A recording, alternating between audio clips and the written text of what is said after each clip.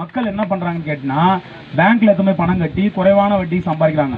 Post ஆஃபீஸ்ல பணம் கட்டி 10 வருஷம் வெயிட் பண்றாங்க. இன்சூரன்ஸ்ல பணம் கட்டி 20 வருஷம் வெயிட் பண்றாங்க பணம் டபுள் ஆகிறதுக்கு. ஆனா இங்க பணம் கட்டினீங்கன்னா 3 இருந்து 5 வருஷத்துக்குள்ள அந்த பணம் டபுள் ஆகுது. அதான் சார் சொல்லிட்டு இருந்தாரு. ஸ்டாட்டிஸ்டிக்ஸ் பிரகாரம், கணக்கு அடிப்படை புள்ளி விவரம் பிரகாரம் 5 வருஷத்துல ஒரு சொத்து டபுள் ஆகலையாம், 4 வருஷத்துல சொத்து டபுள் ஆகுதுன்னு சொல்றாரு. அதை நீங்க மாத்தி சொல்லுங்க அப்படின்னு சொல்றாரு என்கிட்ட.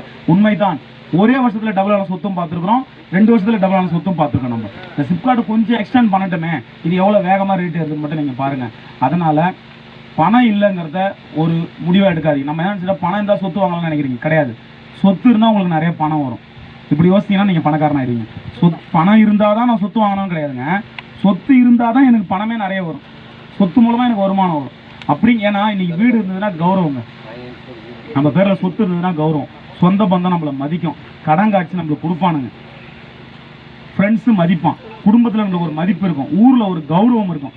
சொத்து இருந்தால் இது எல்லாமே கிடைக்கும். என்ன கேட்டால் சொத்து வாங்குறதுக்கு பேங்க்ல லோன் கூட கொடுப்பாங்க உங்களுக்கு.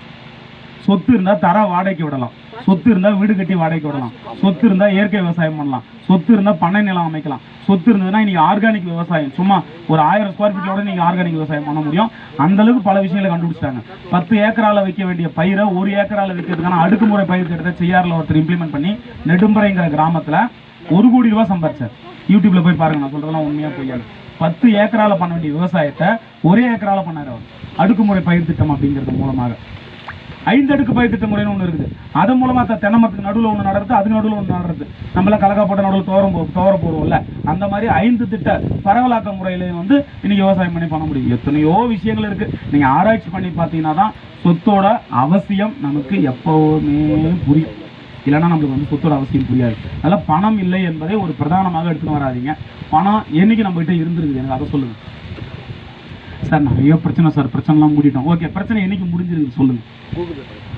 சாவர வரைக்கும் பிரச்சனை இருந்துதான் இருக்குது, சாவர வரைக்கும் செத்தா கூட பிரச்சனை இருந்துதான் இருக்குது. ஆமா, எரிக்கிறதா போதையத்தா இடம் எல்லாம் இல்லை. அதுக்கப்புறமா கவனிங்க, பணம் என்னைக்கு பணம் நம்மகிட்ட நல்லா என்கிட்ட இருக்குதுன்னா ஒரு பெருமையை வெளியே சொல்லிருக்கோம்.